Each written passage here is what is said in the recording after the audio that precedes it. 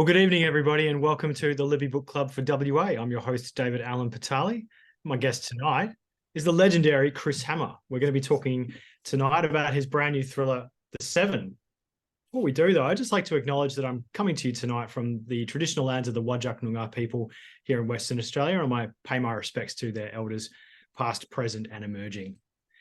Now, the format for tonight is, as always, jump in the chat if you have a question for Chris. Anything to do with The Seven, anything to do with any of his other books, indeed, or even Scrublands, the television series that's now on Stan, which has been inspired and taken from his very, very successful book, Scrublands, which came out a few years ago. So Chris is a writer who I will introduce. I would be stereotypical to say you need no introduction, but I think I need to introduce you. So, sorry. This book is very long, Chris. So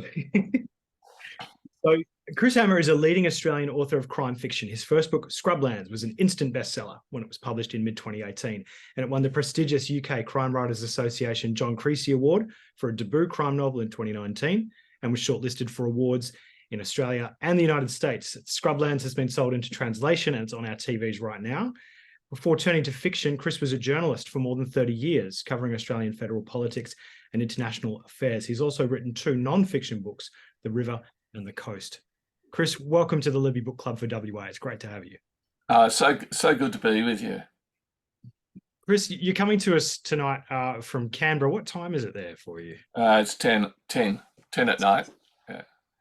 Are you someone who likes to write at night time, or are you someone who likes to unwind? Look, I used to. So with Scrublands, a lot of it was written at night, which is typical for Australian authors. Most people are holding down a full-time job. As often as not, they're looking after kids. So they're writing in stolen hours, late at night, early morning, on the weekends. And that was very much me with Scrublands. More of a night person than a morning person. Nowadays, I'm in a very fortunate position of writing full-time. So I tend to do a lot more in the mornings now. But yeah, I'm often revisiting stuff that I've written late at night. Well, Chris, it's great to be speaking with you at, I guess, like a very interesting time for you in your writing career. I mean, we'll get into that kind of thing a bit later, but can you maybe tell us a bit about The Seven? What is The Seven about? Because the challenge for me tonight is not to give too much away, because I was telling you before, I read this in probably 5 train journeys. It's an absolute rip snorter of a thriller with so many strands, so many fantastic characters. But could you give us an overview of what it's about? Yeah, let me try and set it up without giving too much away. So the setting is important in this book, as in most of my books, and this one's set in Western New South Wales, but in a totally fictional spot. It's an irrigation scheme called Uwundri. Now, there are real-life irrigation schemes out in that part of the river, on the Murrumbidgee River as it happens, but they were established by government, and then land was either auctioned off or balloted off to irrigation farmers. This one's different. It's been developed by 7 settler families, hence the name of the book, The Seven. And they set up this scheme about 100 years ago, and it's prospered. And so have all the irrigation farmers, but no one's really prospered as much as these 7 families. So the book starts with the discovery in rather spectacular circumstances of a local accountant who also happens to be a junior member of one of these 7 families. And the homicide detectives, Nell Buchanan and Ivan Lukic, are sent to investigate this murder. So Ivan and Nell are the detectives in my previous 2 books, Treasure and Dirt and The Tilt, but you don't need to have read those books to read this book. So, it'll stand alone. So they start investigating, and soon enough they're uncovering more and more criminality. There's more crimes, there's more suspects, there's a threat of violence, there's real violence, and they find themselves kind of racing against time to catch the killer or killers before they kill again. So far, that's a kind of a typical crime fiction book. But the difference, I guess, is interwoven into that current day story are two stories from people in the past. The first is about 30 years ago, early 1990s, and we're following a guy called Davis, a 21-year-old guy, and he's the heir to one of these 7 family fortunes. He's been sent off to university in Melbourne to get a bit of polish, I guess, bit of finishing school, but he's quite good at it. He's been invited to do an honours thesis. So he decides to do his history thesis on the history of the irrigation scheme there at Uwundari. And as he begins his research or undertakes his research, he starts finding some suspicious activity, a few skeletons in a few closets, as it were.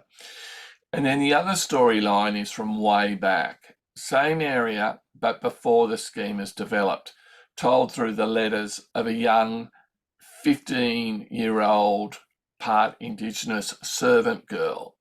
It's 1913 when her letters begin, and she takes us up to and during the years of the First World War. So you've got these 3 interwoven storylines. The current day story is told from the perspective of the detective Ivan Lukic, although Nell Buchanan is very much present in the story. And so apart from the setting, they don't really have that much in common at first. But of course, as the book proceeds, the reader starts seeing the connections between these 3 stories. And by the end of the book, it's almost like the fate of the 3 characters is interlinked sort of over the decades. Yeah, it's like, what's the saying? Geography is fate. Yeah, yes. They have forced the geography. What I found fascinating, Chris, was you made water irrigation utterly page-turning. Is this an area? What inspired you to set the 7 within, inspired, say, by the Riverina or the Murrumbidgee, that kind of area, and that colonial settlement and forcing the land to be something? So this is a very big issue over in the east. The place it's the biggest issue is actually South Australia and Adelaide, because that's where this big river system, the Murray-Darling, finally drains out, where the Murray River joins the sea. And I know all about it because I was a journalist in the Canberra Press Gallery back in the early days of the Rudd government when they first developed a plan to try and save the Murray-Darling Basin.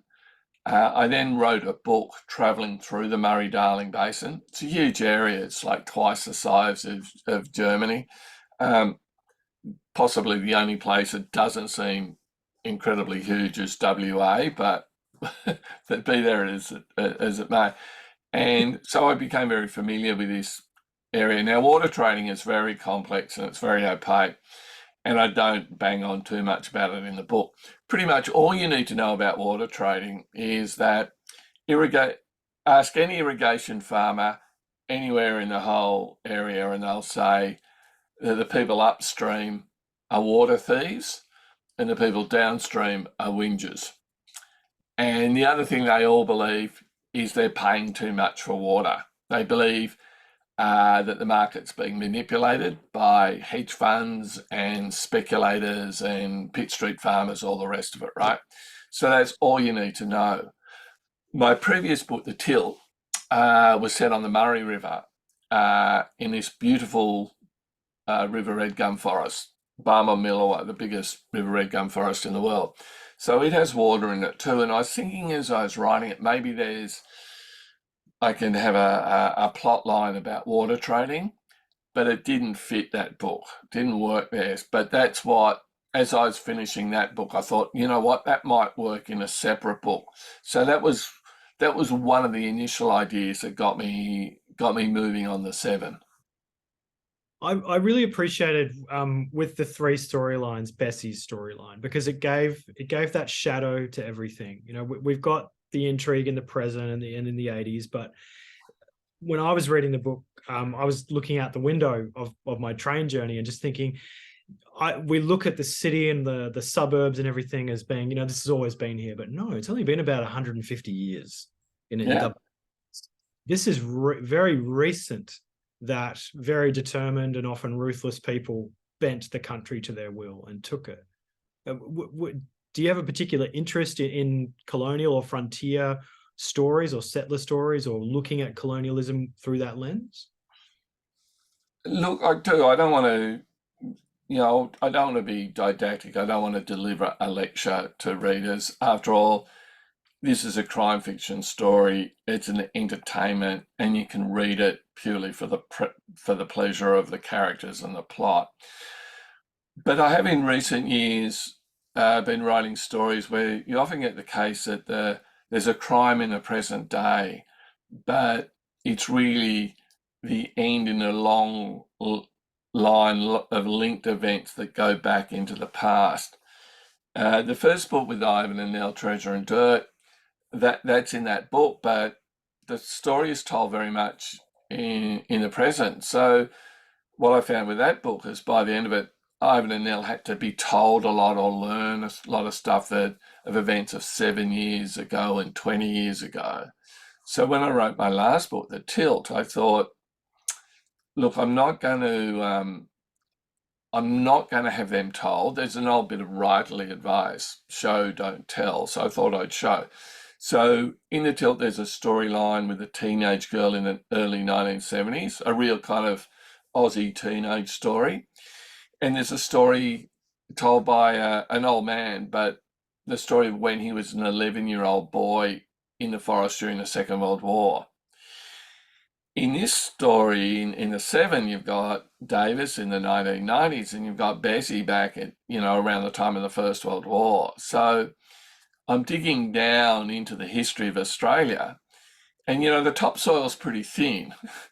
You go back a couple of hundred years ago and you hit bedrock, which is 60,000 years of Indigenous stewardship of our land, right? And so the further back you go, the more, I guess, the imperative is there to at least acknowledge that in the story. And that's more or less what happens here. And it's, in a sense, it's a crime fiction book. Well, there's a lot of crime back on the frontier. I was going to say, it's like they say science fiction is not about the future, it's about now. And what I'm finding really fascinating about lots of Australian crime fiction is it's taking the mantle of, that in literature, it's taking on this this ability to explore difficult subjects, but in an entertaining and engaging way, but also looking at things quite authoritatively and with sensitivity. It's quite exciting to see. I think that's a really good observation. I think crime fiction authors often touch on issues of societal concern, not, as I say, to deliver a lecture or an essay, but just to touch on some of those issues that are of concern to people. And I think that often it's as simple as trying to be topical. So in recent years, you've had, following the Me Too revelations, there's a lot of books that, if you like, acknowledge that and, address issues of domestic violence, violence against women. There's other concerns, say, about cybercrime, whatever. There's a good book, Ashley Kalajian-Blunt's book, Dark Mode, that's come out this year. And it's all about, the dark web and cybercrime. So people are touching that, I think, in crime fiction maybe more than literary fiction. Sweeping generalisation, of course, but often in literary fiction, it's about internal conflicts, within the psychology of a person or of a small group of people, the dynamics in a small group. Whereas I think crime fiction, hopefully with a fairly light touch, is just touching on some of these issues that are of concern to us at the moment. And diving into crime, was it nice to get Ivan and Nell back together for another shot at the title, for another case? Because in the Tilt, that they really got stuck into things, but this was nice to see them back together. With I suppose, I really early on it was like, this doesn't seem like your regular crime. Why are we being sent here? Oh, and then they kind of realize the political implications of things. So right from the word go, with my books, I wanted to have investigators, if you like, who weren't just hands-off, objective, move from move to case, unaffected by what they see or what they experience. I wanted to have people who had skin in the game. And that's there in my first book, Scrublands, with an investigative journalist, Martin Scarston. He's affected by what happens to him in Scrublands. And there's a kind of an emotional journey there for him. And he ends up being quite a different person by the end of the book than he is at the start. In some ways, Scrublands is a bit of a redemption story. And I continue that with the next couple of books, Silver, where Martin goes back to his old hometown and confronts some of the traumatic events of his youth. And then the third book in that series, Trust, is similar with Martin's partner, Mandy's. There's some issues there from her past. By the time I'd finished Trust, I thought, well, because of that, I didn't know where to take those two characters, Martin and Mandy. Pretty easy to think up new crimes, but where was their personal journey going to go? So what I decided is I thought I'd just give them a break and I'd write a standalone book, which became Treasure and Dirt. And I thought, well, much as I like having a journalist as an investigator and a protagonist, if I use another journalist, it's going to be a bit like Martin Scarston light. Why not use Martin? So that's why they're police officers, detectives. But then as that I wrote that story, they kind of grew on me. They got under my skin. And then just as it happened with Martin in Scrublands, I thought there's more to them. I want to know more about these characters. And so hence the storylines in Tilt, where Nell is actually suspecting members of her own family implicated in a series of murders. And maybe not so obviously, but also in the Seven with some things from Ivan's past that affect him and affect his ability to do his job, and leads him to make, well, at least one really important mistake, if you like it, if I can put it like that. So yeah, I really like having the characters have skin in the game, and that happens again in this book. And I really like Ivan and Nell, and particularly Nell. She's such a feisty sort of person, kind of take no prisoners, on the front foot, and yet flawed and also vulnerable. Chris, thank you. Just to pause for a moment, just to remind everybody that you can put a question in the chat for Chris. We've got quite a lot of comments. Lots of people here saying that they love the choice of actors for Scrublands. It's my first Chris Hammer book. Jeho says, I'm halfway through, thoroughly enjoying the intertwined stories as well as the historical aspect in regards to the irrigation scheme. Lots of people reading it. Finished it on the weekend. Loved it, says Nicole. Love Chris Hammer books. Madeleine Wallace says, enjoying everyone and looking forward to reading his new novel, The Seven. Please do. It's available right now through Libby, and also you can listen to the audiobook. But Chris, really just to dive back to The Seven, when it clicked for me what The Seven was referring to, my mind rove to, in WA, we have the 5 hungry families. We have five families who are known to be the ones who set up the state, and that's what they were colloquially called. I think in the bulletin, your old stomping group called them that. Did you find in research for the book that that this is kind of a common story wherever you go in Australia? There's a certain core of families or groups that, in the beginning, saw the opportunity to take or to build. Look, certainly that's the case. In the East, there's these old money squattocracy families, and in some regions like New England or the Western districts of Victoria, that's quite common.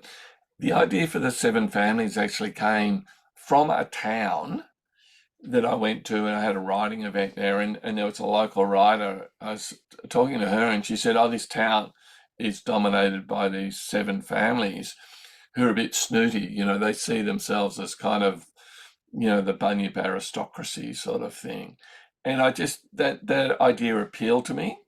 So it wasn't an irrigation town, but I just thought, okay, 7 families, old money, going right back to the early days of European settlement.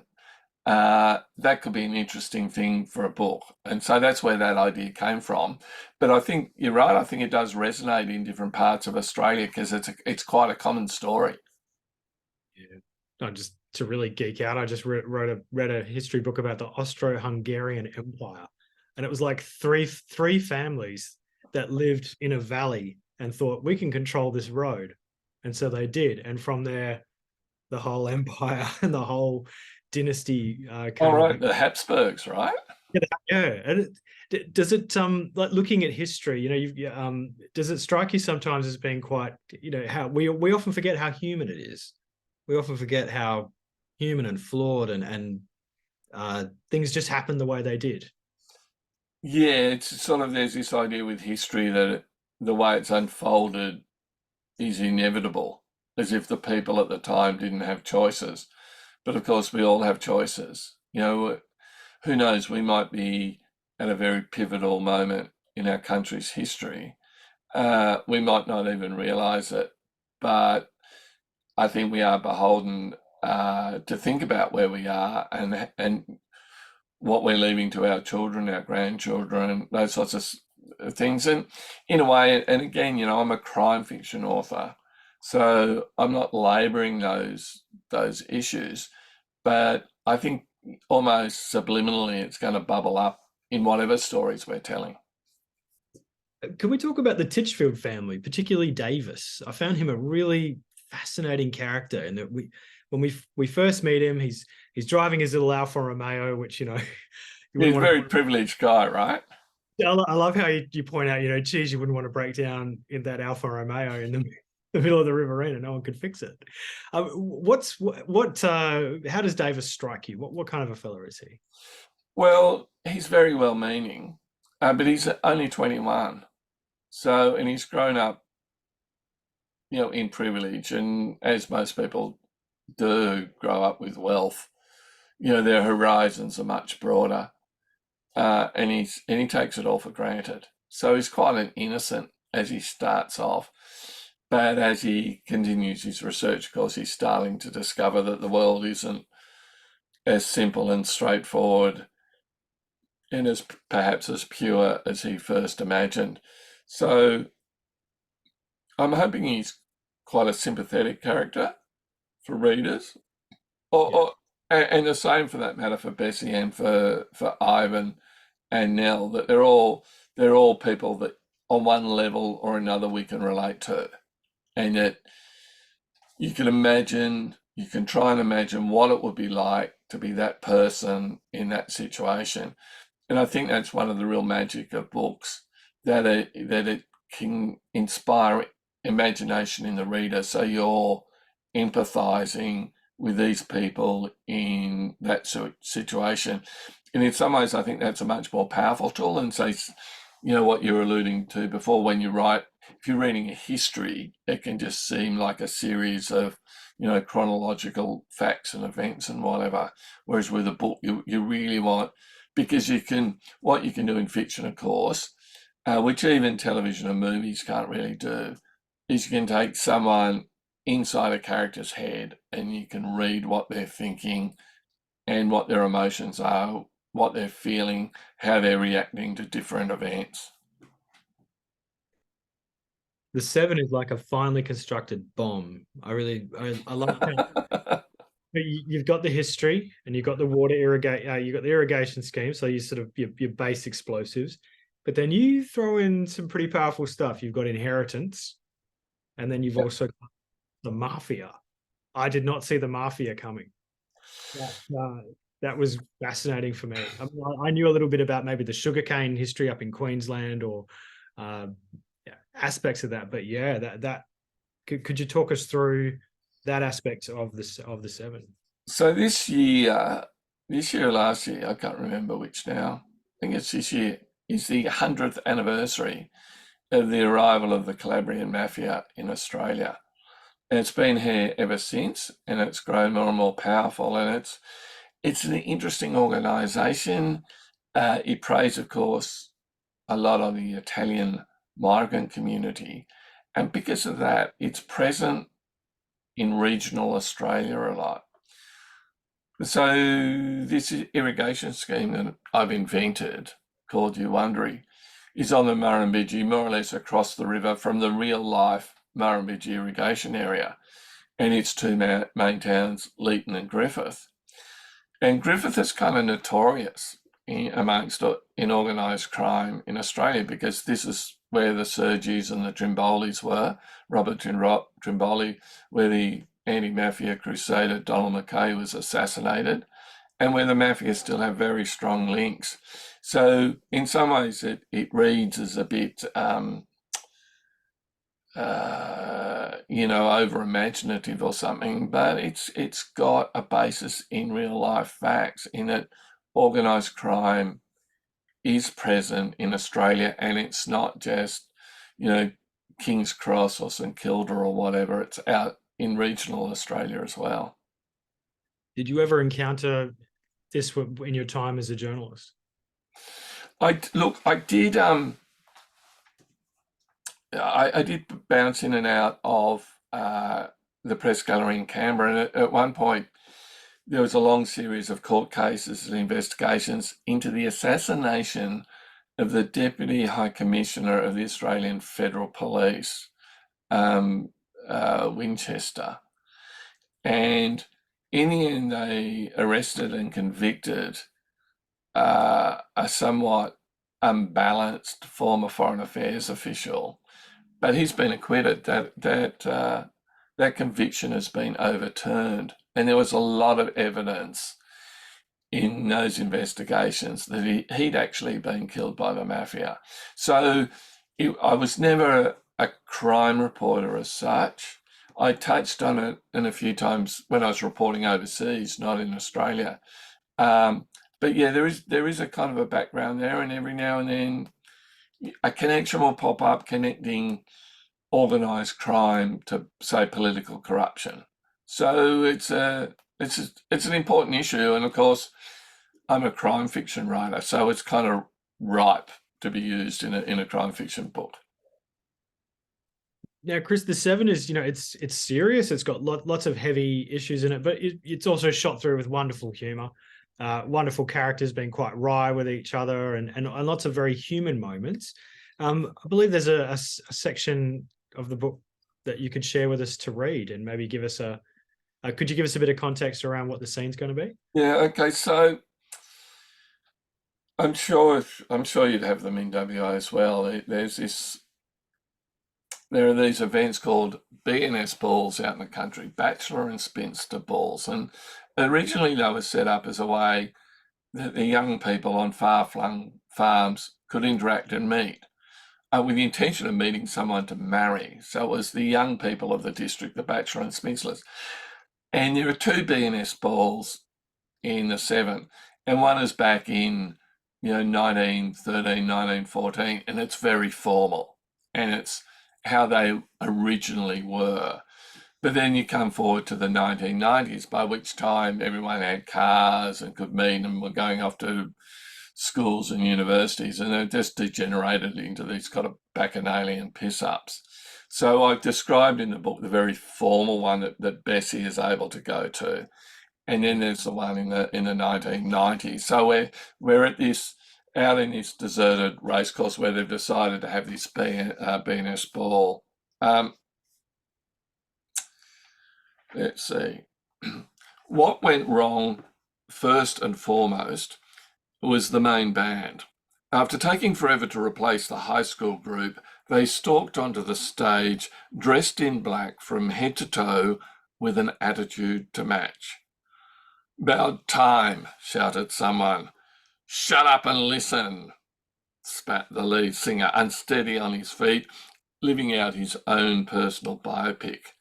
The lead guitarist hit a power chord, the drummer pounded up a frenzy, the bass player stood bedazzled, apparently unaware he was expected to contribute, and the singer let out a banshee howl, thrust his pelvis forward in a statement of intent, then slouched back to an amp to suck on a cigarette and neck a bottle of bourbon. There was no melody. The beat was powerful yet erratic, the tuning indecisive, the arrogance appalling. Only the volume was world class. The bass, when it finally occurred to its practitioner to join in the musical melee, came pumping through Davis's guts, making him feel queasy.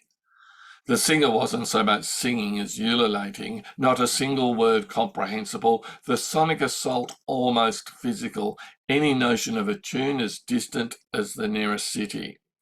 A couple of brave souls attempted to dance near the stage, but were repelled by the sheer volume and lack of rhythm. People began to drain back out towards the clubhouse. "Play something good, you assholes," shouted one unhappy punter as the song came to an end.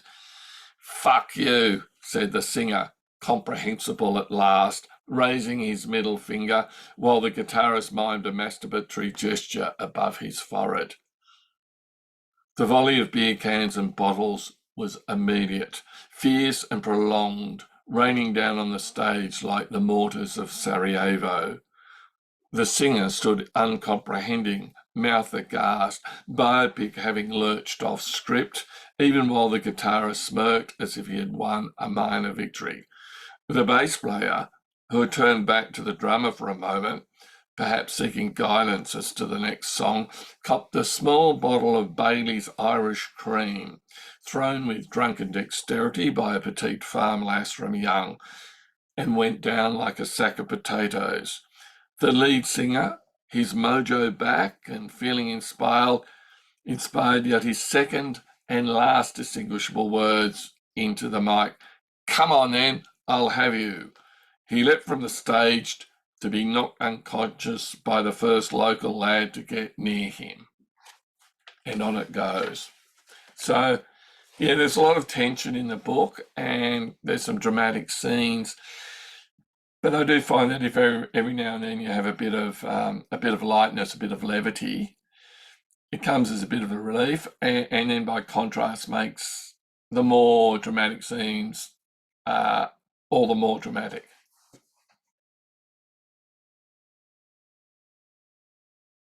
Oh, I've lost you. I can't hear you. I'm muted. Okay. you. Oh, yeah, I hear you now. Big question, but what would you say is the heart of the seven? You know, maybe from the point of view of why you wrote it and what you want people to take out of it, but for all the characters, what's at the heart of everything that happens here? I think maybe that the truth emerges in the end. You might try and bury it, you might try and disguise it, you might try and run from it, you might try and hide from it, but in the end it catches up with you. Is there redemption? Look, I think there is redemption. There is, I think, probably for all three of the major characters. That's Ivan and for Davis and for Bessie too, that in the end, the actions that they take, they're rewarded for taking those positions. Yeah. And Chris, we started with you telling us, you know, when you wrote Scrublands, that was in all stolen time. In the seven, you've had more time. You're pretty busy anyway, but compared to then, how does this story sit with you as a writer in your career? How did you feel when you were writing it? Look, I really don't know where I'm going with the book until I've written the first draft. I'm a so-called pantser. I don't plot everything out. I start with a setting, an idea, some characters, and then see where it goes. So initially I was in a bit of a panic. Is it going to work? Is it all going to come together? By the end, I was very happy with the book. I think The Seven and the Till, you know, my two most recent books, are my most accomplished books. Now, you know, they've both got three timelines, interwoven timelines, multiple plots, different mysteries. I couldn't have written these books at the time I wrote Scrublands, so I think I'm developing. So I couldn't have written these books if I hadn't written, say, Scrublands and Silver. I don't think I could have written Scrublands and Silver, though, if I hadn't written the 2 non-fiction books. And I couldn't have written the 2 non-fiction books if I hadn't done all that journalism. So I think I'm just, building. It doesn't mean every book's going to be incrementally better than the one before. That's not how it works. I mean, some stories just work better. Some stories come together better. But I'm very, I'm very happy with the way the 7 has turned out. The reaction, so it was published about 2 months ago, and I did quite an extensive tour. I didn't get over to WA this year, unfortunately, but fingers crossed for next year. The feedback's been really good from readers, so that's also, it's also really satisfying and rewarding when readers are enjoying what you've done. And it's interesting what you say. Like, yeah, it's your most accomplished. Do you feel like you're really hitting your straps now? Like you can do what you want, but you've also got all this experience from your life and your career, but you've worked yourself. You've earned yourself into this position where you can accelerate. Yeah, but I definitely want to get better. I mean, it's not. I mean, books aren't perfectible, and neither is writing. But I love doing it, so I'm going to continue doing it, and I'm going to continue to aspire to be a better writer and to write better books. But on the other hand, I'm pretty proud of the ones that I've written, so it's a bit of a balance. Well, it leads us to the question, what's next, Chris? Have you got anything else on the boil, or? Yeah, I mean, because I've been doing a book a year, I would have signed off on the last edits for the Silver in early July. So I'm already working on another book, another an Ivan and Nell book. That's occurred to me, but I've just watched the TV show of Scrublands with Martin and Mandy, and that's now making me think, I should go back to those guys. I should do another story with them. So I think maybe the next book is Ivan and Nell, and then with a bit of luck, another story with Martin. One of the things I do in the books is a bit of fun. There's some continuing characters. So every now and then, say Martin will show up a bit of a cameo in a Ivan and Nell book. Ivan's actually is in the first 3 books, the Martin Mandy books, just a really, really minor character. So I enjoy playing with that too, and I think readers like it. As I say, you can absolutely read the 7 as a standalone, but if you've read the previous books, you'll recognise a character here and there. So that's part of the fun of it too. So at the moment, though, David, I'm very happy writing the crime fiction because I think there's more for me to learn there and more for me to explore. Oh, for sure. And we've got David Clark in the comments saying, yes, please, could we have Martin and Mandy come back again sometime? So, now, look, I've got an absolute wave of Scrublands questions. We will get to them, everybody. But I just want to talk with the 7, just a couple of things finally. The map. Fantastic to have a map in a book. It's always good to see. And we've got a from Qual. Says the map was helpful of the town, but I tried to also create a character family history map with the crossover in relationships. Definitely deserves a second read. Yeah. So thanks for mentioning the map, because this is important to the people who are listening to the audio books. Yeah. If you borrow an audio book, you're probably not going to have the map. But if you just Google my name, I've got a web page and all the maps for all the books are there. So you can click on them and you can download them or print them off, whatever you like. To Julian. Yeah, the relationships between people, I get that comment.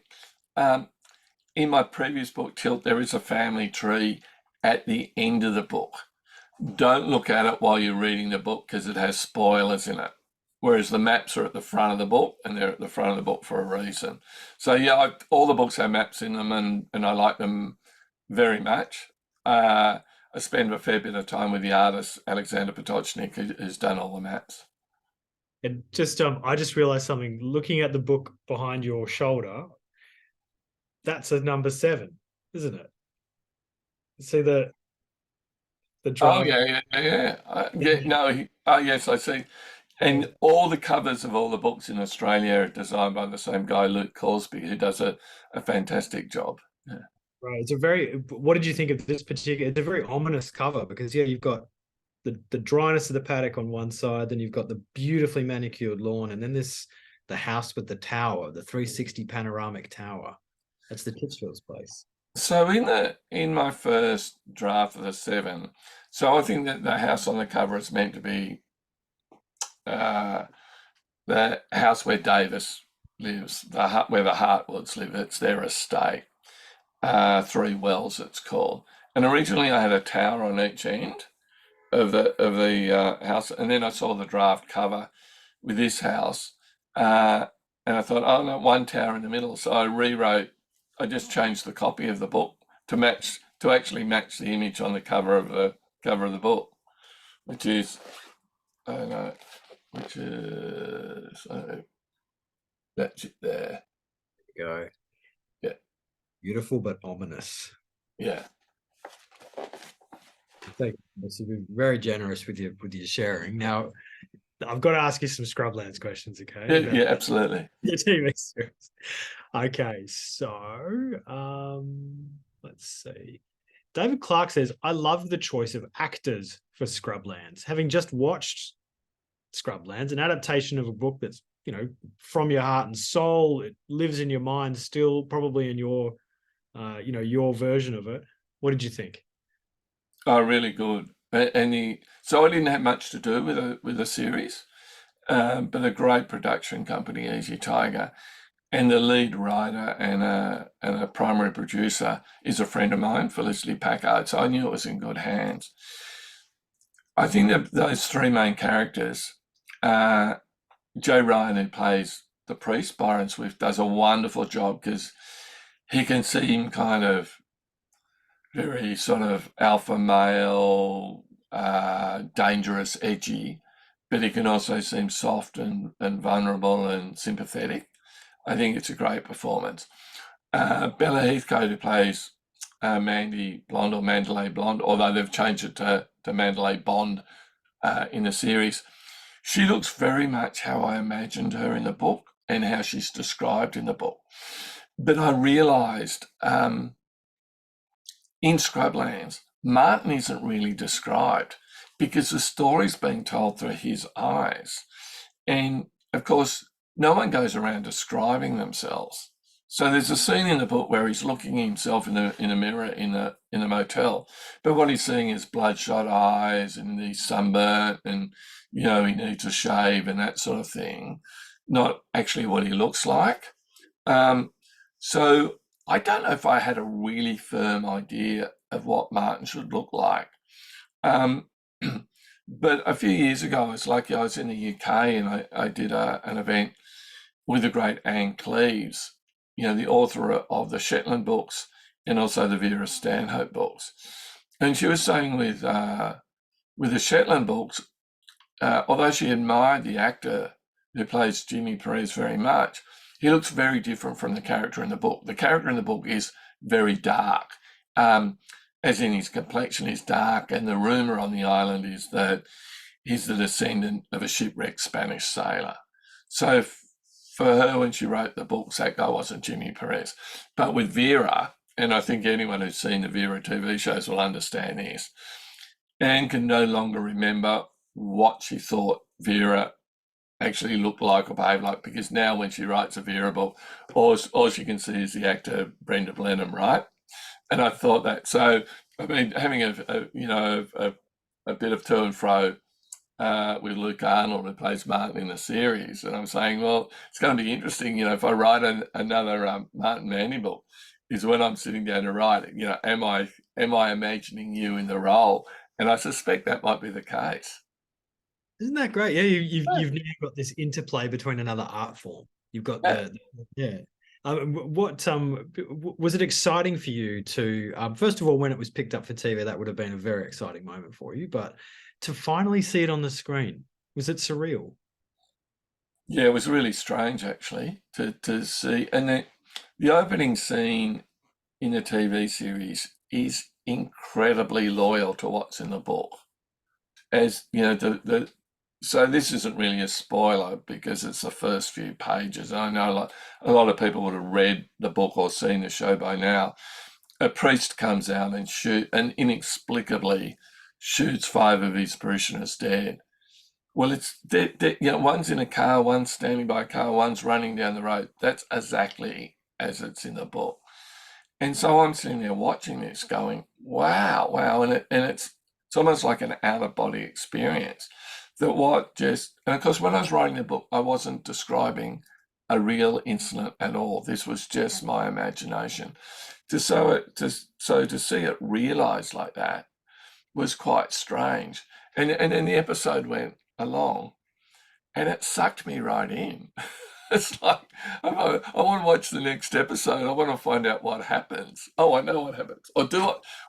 Well, actually, in some cases, I don't know what happens because the plot in the series isn't exactly the same as the plot in the book. It's its own creature. It's been reimagined. I think reimagined extremely well. And you know what? I yeah, absolutely love watching it. Oh, Chris, that's wonderful. I mean, I hear so often, people say you can't really enjoy your own book. That's for other people. But it's great that you've been able to connect to Yeah, I mean, like in that way as a viewer. that's true because I think if I went back and read my own book, even though it's been 5 or 6 years since Scrublands, I'd still find it a bit difficult to do that. I'd be picking up a flaw or something I'd do different, or whatever.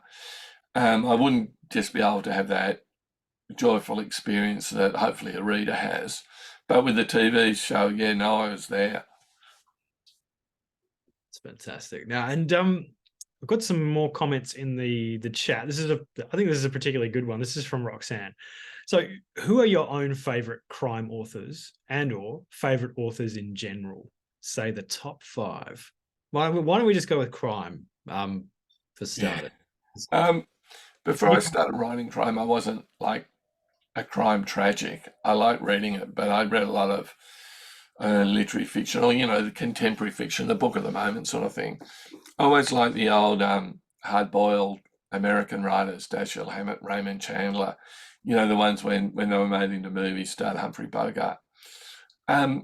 I did like some Australian crime. I like the Shane Maloney books with Murray Whalen, who's kind of it's like a political advisor who's investigating crimes. Very funny.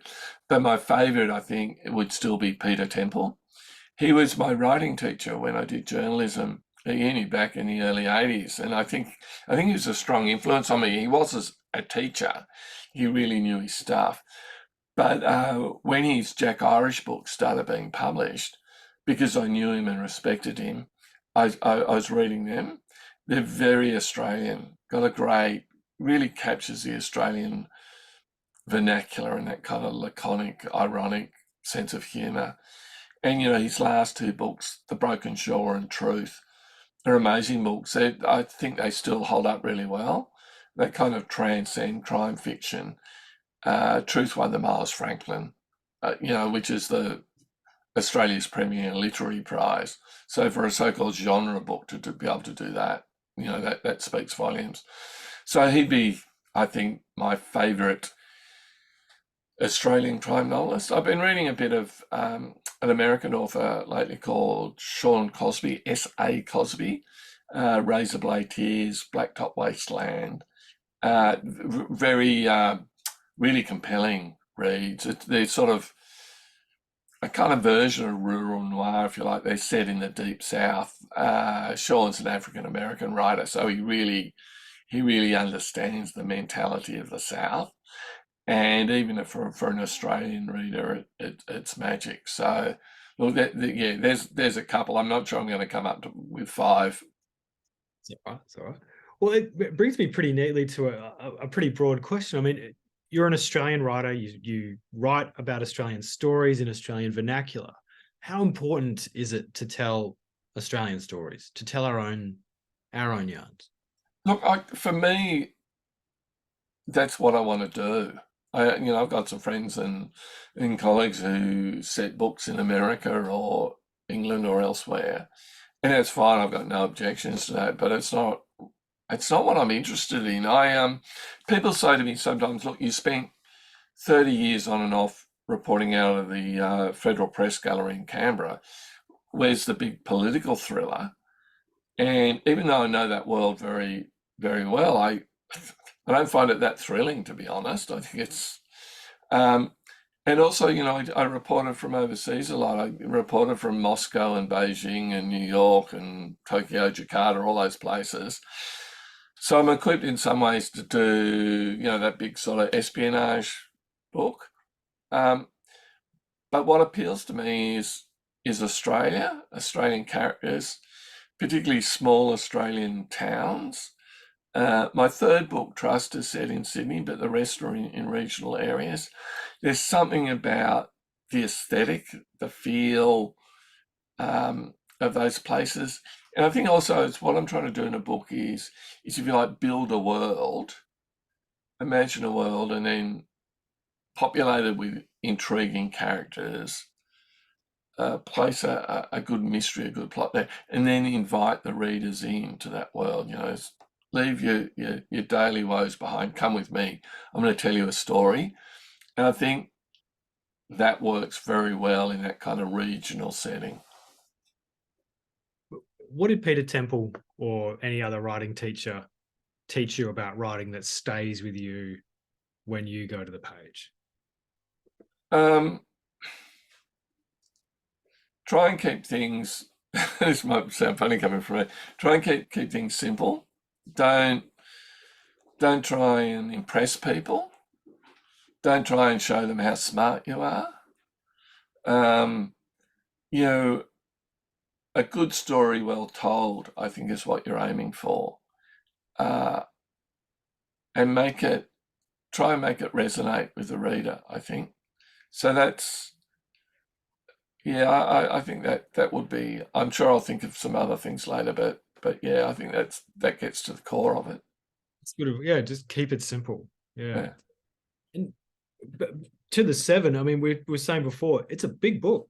It's 420 odd pages. It's 120,000 words, but there's no fat on it. It just clicks. It just clips along. When you were editing it, did you have to take much out? Did you have to add to it, or was it pretty clean from what you were? It looked pretty clean. Unfortunately, I worked with some fantastic editors, but they've never ever said to me, "Oh, you need to take stuff out for length." Yeah. Occasionally, I say, "Maybe we don't need this scene, or it doesn't belong there." As often as not, they'll come and say, we need to flesh that out a bit. It's not completely comprehensible what's going on here, that sort of thing. The reason they're long, so the average crime book is probably about 90,000 words, and mine are maybe 120,000 words, so significantly longer. The reason for that is there's usually not one mystery or one plot. It's something I decided early on when I was doing Scrublands. It struck me when I thought, I'm going to try and write some fiction. I'll try writing crime fiction. There was this problem with it, with a big reveal, where you reveal to the reader, the whodunit or the whydunit, whatever the mystery is. And the problem is, what happens if the reader's already guessed it, which is going to happen. The rest of the book's going to be a fizzer.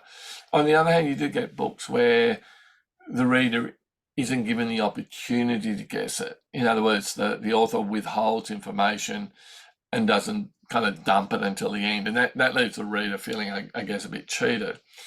So I wanted it, and the perfect one is when the big reveal comes, the reader hasn't guessed it, but as soon as it's revealed, it all makes sense. And they go, of course, because this and that, which is a great theory, but how do you actually do it when you're writing? So what I decided right from the start with Scrublands, I'd have more than one crime, and that would make the reader think, well, are the crimes connected? Are they linked? Does one crime lead to another one? Do they have the same perpetrators? And again, that works much better in a confined space like a country town where everybody knows everybody else and everybody knows everybody else's business. And because I've got multiple storylines happening at the same time, that makes the books longer. And now, of course, I've got the 3 different timelines as well. So, yeah, I think the book still moves forward with some pace, but there is quite a lot in it. It's good value for money.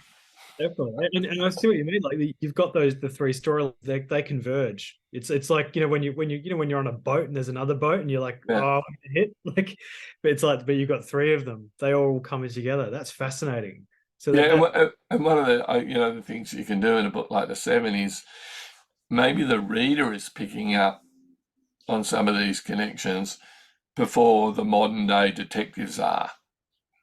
Because you're reading stuff that they may not have access to immediately. Thank you, Chris. And look, I've just got some great comments here from David Clark saying, look, lovely to hear your thoughts on the adaptation of Scrublands. Chris, must be good to feel so positive. I thought it was a great show. He also says, Chris, thank you for your interview. Really interesting. Great pleasure meeting you. I just love your books. A lot of love for your books here in the chat, Chris. It's really fantastic to see. Look, I know that we've got a lot of readers, we've got a lot of writers in who are along tonight. What would you advise anybody who's maybe in the throes of having a crack at writing or thinking about it?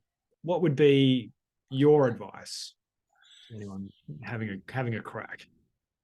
There's if you want to be a writer, you need to write. It's no good, you'll see people think, oh, they've got an Instagram profile or they're doing this, they're doing that. You've got to write, and you've got to see it, I think, as more of a journey than a destination. So that's how I see it. I'm not trying to write one great book and then sit back and relax. I want to keep writing. And what I found, and I think it's maybe something I learned from my years in journalism, don't wait for inspiration to start writing.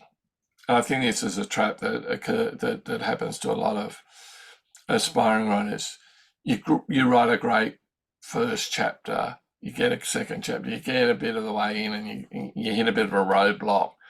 And you go, oh, I'm not feeling inspired today, and you're kind of waiting for inspiration to start writing to kick it forward. But what I do and what a lot of other writers do is you sit down, you start writing, and some days you really don't feel like it. But then half an hour in, then the thoughts come, the ideas start flowing. So the inspiration comes from writing. The writing doesn't come from inspiration. So that'd be my advice. Just write. You can always chuck it out. You can always change it.